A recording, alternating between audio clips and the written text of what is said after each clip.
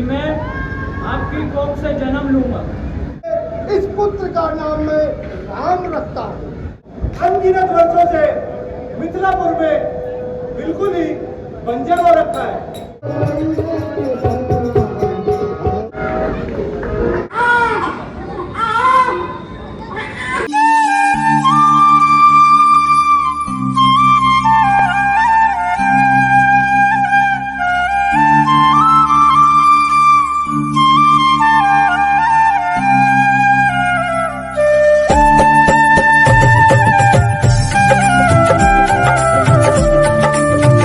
Hey guys, welcome to new vlog. बड़े होंगे, मस्त होंगे, ठीक होंगे। और गाइस आज है आपका डे 3।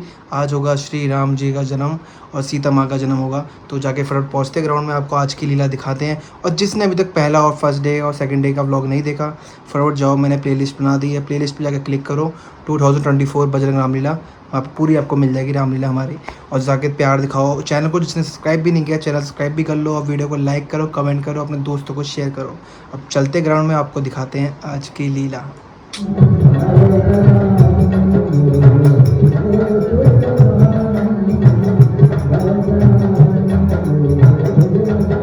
और सुमंत जी,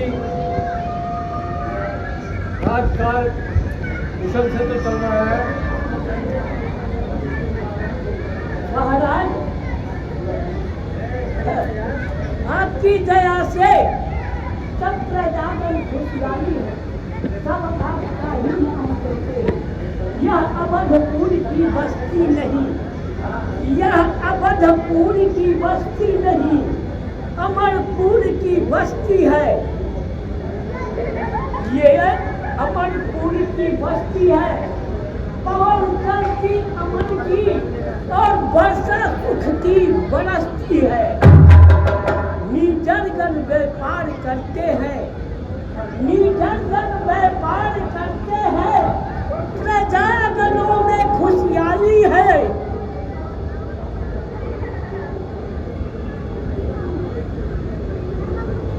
महाराज, आज आपको मैं कुछ चिन्ह देख रहा हूँ, इसका क्या कारण है? और सुमंत, आप इस राज्य के मंत्री नहीं, मेरे सखा भी हैं। प्रजा भी मेरा आदर करती है। मैं धन धान्य से संपन्न हूँ, लेकिन एक दुख मुझे मन ही मन खाए जा रहा है। वो क्या है महाराज? कि मेरे पश्चात इस राज्य को कौन संभालेगा?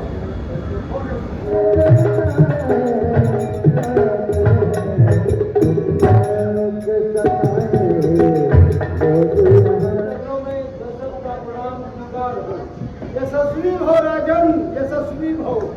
कहिए राजन, अविलंब आने का क्या प्रयोजन है?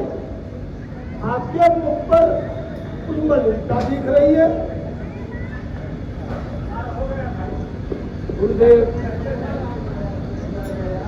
कर चुका 3 विवाह, फिर भी मुझको कुछ का फल मिला नहीं। चौथापन आने वाला है, हथकमल अभी तक खिला नहीं। न जाने कैसा है भविष्य, जो प्रभु चारों ओर अंधेरा है। मैं विफल होता जाता हूँ, इस प्रबल दुख ने घेरा है। ऐसा तरुवर भी क्या तरुवर, फल ही जिसमें उत्पन्न न हो। ऐसा जलचर भी क्या जलचर, जल से ही जो संपन्न न हो। गुरुदेव, कुछ ऐसा उपाय अभी हो, ये चित्त प्रफुल्लित हो जाए, आंखों में भी आए प्रकाश, आत्मा आनंदित हो जाए। एक पुत्र ही हो जाए, जिससे ये वंश बढ़े अपना, पितरों को भी तर्पण पहुंचे, आगे का नाम बढ़े अपना। एक उपाय है, श्रृंगी ऋषि जी को बुलाया जाए और उत्कृष्ट यज्ञ का आयोजन हो। प्रभु की इच्छा होगी, आपकी आत्मा अवश्य प्रफुल्लित होगी, आपकी मनोवांछित फल प्राप्त होगा। कैसी आज्ञा? स्वर्गीय ऋषि जी को अतिशीघ्र ही उनको बुलाया जाए। सुमंत जी, यशस्वी हो, आप जाओ और श्रृंगी जी को बताना कि आपको अयोध्या में वशिष्ठ जी ने बुलाया। ईश्वर के चरणों में दशरथ का प्रणाम स्वीकार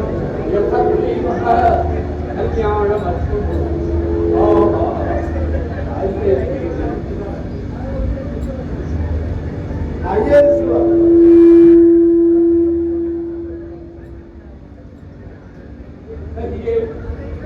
मुझे इसलिए यहाँ याद किया गया, क्या ऐसा नहीं हो सकते? ईश्वर, राजन को उस मन में चिंता व्याप्त हुई कि हमारा पुत्र नहीं है, इसलिए मैं आपको बुलाया हूँ कि आप उत्कृष्ट यज्ञ का आयोजन करें और उनके मनोवांछित फल को प्राप्त कराएं। हे मुनिवर, इसमें तो आप महान हैं, फिर भी आपने मुझे आदर दिया और मुझे आचार्य बना रहे हैं, तो ये बड़े ही खुशी की बात है। उत्कृष्ट यज्ञ हम सब मिलकर करें। अवश्य मुनिवर, अवश्य।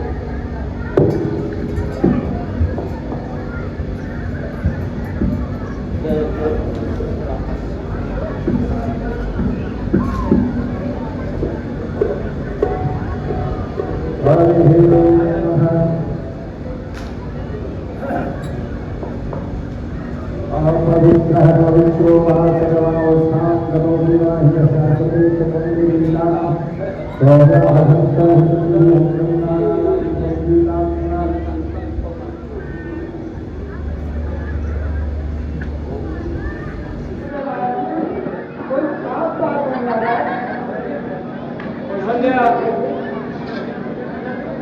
आज वास्तव में ही खुशी का दिन है। बताइए महाराज, क्या खुशी का दिन है? मैंने अपने मन की बात गुरुदेव वशिष्ठ जी से कही थी, तो उनके परामर्श में श्रृंगी ऋषि द्वारा उत्कृष्ट यज्ञ कराया गया। इसमें अग्निदेव ने ये फल प्रदान किए और उन्होंने कहा कि अपनी रानियों को खिला दो। कैसे आता महाराज?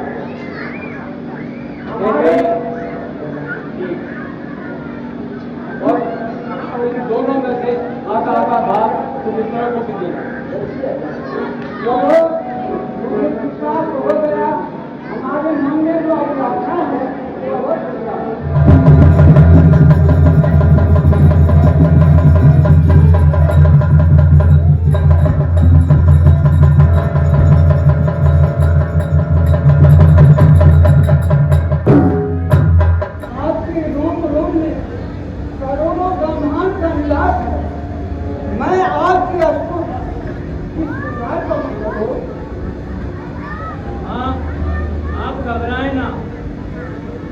जन्म में जब आप शत्रुता के रूप में थी और महाराज जनक मनु के रूप में थे, तब आपकी तपस्या से मैं प्रसन्न हो गया था और तब मैंने आपको वरदान दिया था कि मैं आपकी कोख से जन्म लूंगा।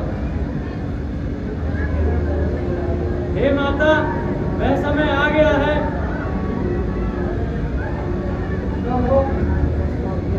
आपको देख के मैं घबरा रही हूँ और मुझे भेद नहीं हो रहा है।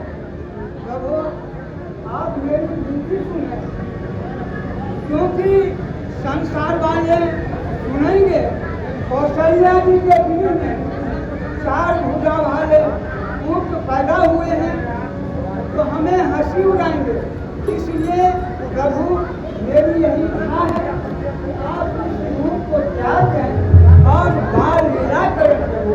भरत कृपाला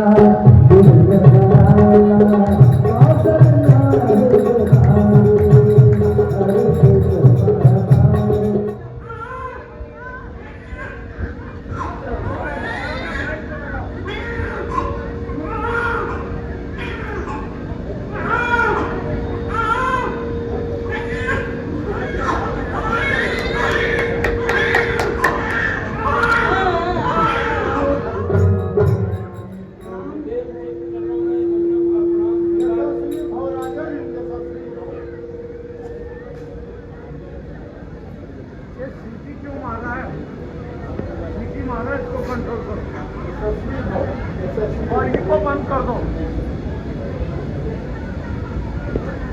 यशस्वी भव, यशस्वी भव। कहिए राजन, इसलिए मुझे बुलवाया है। के हर कार्य का निर्माण आपने किया। मैं चाहता हूँ कि इन बच्चों का नामकरण संस्कार भी आप ही करें। अवश्य, अवश्य राजन, अवश्य। ये विद्यानंदन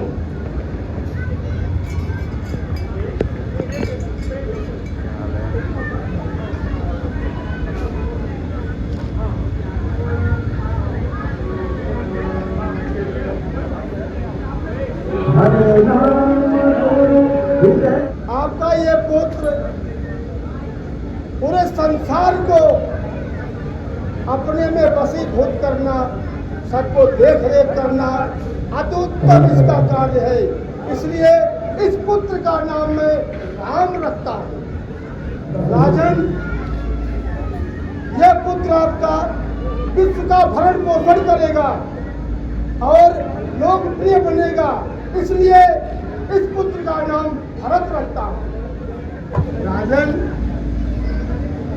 इस पुत्र में वो खासियत है, इसके नाम लेने से ही दुश्मन का सर्वनाश हो जाएगा। इसलिए इस पुत्र का नाम मैं शत्रुघ्न रखता हूँ। राजन, इस पुत्र में सर्वगुण संपन्न है। यह पुत्र सबको प्रिय रहेगा। इसलिए इस पुत्र का नाम मैं लक्ष्मण रखता हूँ। से इनका नामकरण संस्कार तो हो गया। अब मैं चाहता हूँ कि वैदिक और शस्त्र की शिक्षा भी आप ही देंगे। अवश्य राजन, अवश्य। और आप इन्हें गुरुकुल ले जाएं। ठीक है राजन, जैसी आपकी आज्ञा। ठीक है, आओ बेटा।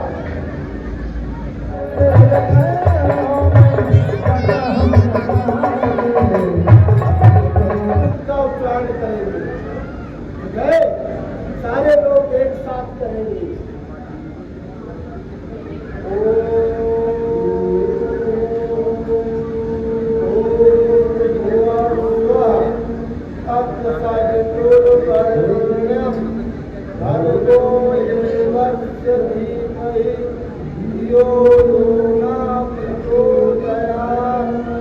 बोलो ओम भूर्भुवः स्वः तत्सवितुर्वरेण्यं।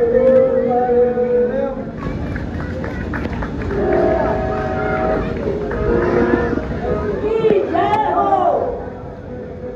महाराज, आज आप बहुत चिंतित देख रहे हैं। आप इतना चिंतित क्यों हैं महाराज? मंत्री जी, क्या करूं, कुछ समझ नहीं आता। मिथिलापुर की प्रजा काफी दुखी है, जिसके कारण मैं काफी चिंता में रहने लगा हूं। कुछ समझ नहीं आता, क्योंकि अनगिनत वर्षों से मिथिलापुर में बिल्कुल ही बंजर हो रखा है। अब बारिश का ना तो कोई नामो निशान है, ना ही फसल उपजाऊ हो रही है। हे मुनिराज, मैं आपको प्रणाम करता हूं। इस चिंता का कुछ उपाय बताएं, जिससे कि मिथिलापुर की बंजर जमीन दोबारा उपजाऊ हो जाए।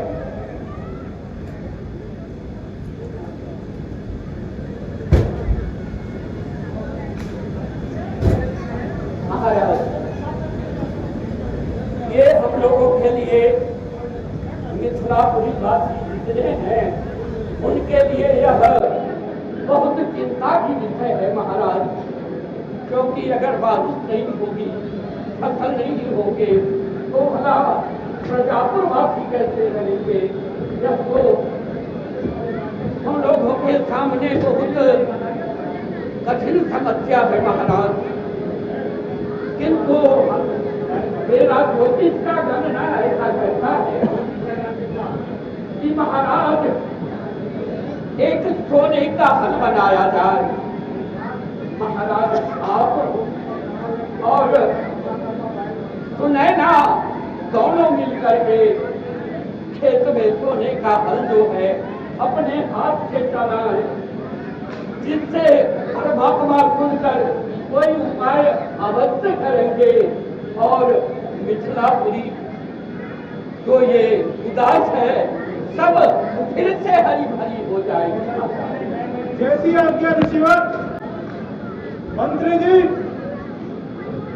मंत्री जी, महाराज आप अति शीघ्र जाइए और जैसा कि ऋषिवर ने कहा एक स्वर्ण का हल बनाइए। बहुत अच्छा महाराज।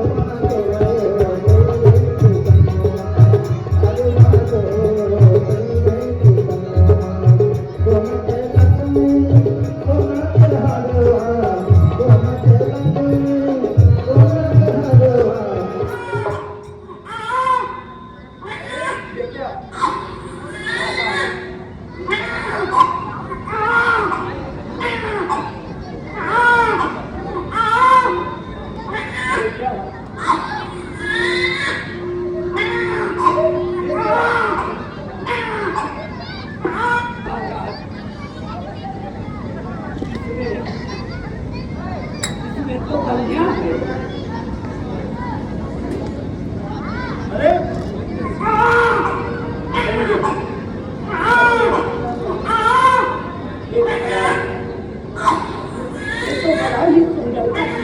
अब आप भी बताएं कि इसका क्या नाम रखा जाए। हे महाराज, आज ये मिथिला धन्य हो गया। फल के सीख से इस घरे का उत्पन्न हुआ, इसलिए मैं इस कन्या का नाम सीख से निकला है तो मैं सीता रखता हूँ। बड़े ही खुशी की बात है। अब इसका आप पालन करें महाराज। हे महारानी, आप संभाल के रखिए।